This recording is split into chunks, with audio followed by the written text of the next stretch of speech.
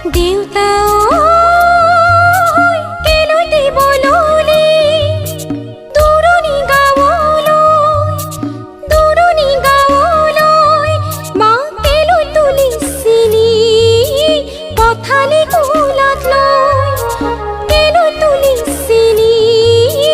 পথালি কোলাত লৈ দাদা